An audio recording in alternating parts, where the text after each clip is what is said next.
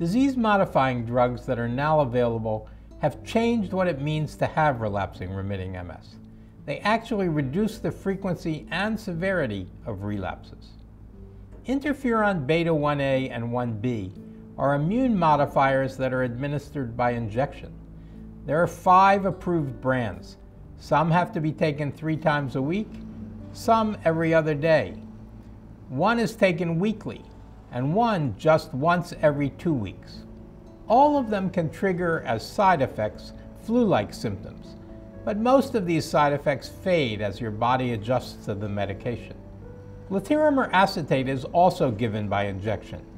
It seems to block myelin-damaging T cells. There are 3 disease-modifying drugs for MS that are administered intravenously.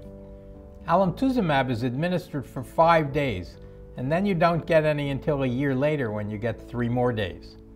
Because of safety issues, this drug is generally reserved for people who haven't done well with other MS medications. Another disease-modifying drug that's given intravenously is called natalizumab. It keeps immune cells from crossing the blood-brain barrier, where they would damage the central nervous system. It's given every 4 weeks.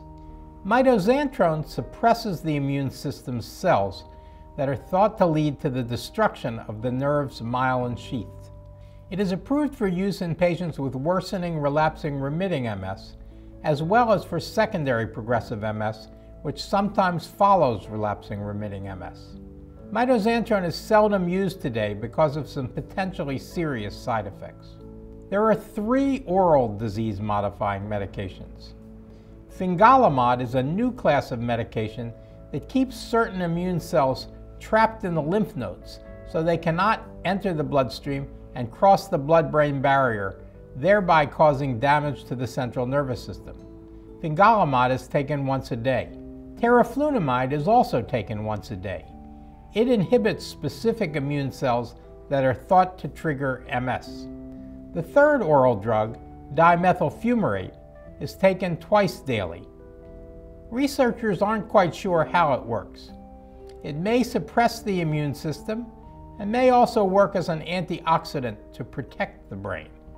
Although all the disease-modifying drugs are beneficial to certain patients, they don't all work for every patient. Finding the right medication takes time, and you and your doctor need to work together to discover which one has the most benefits and least risks for you.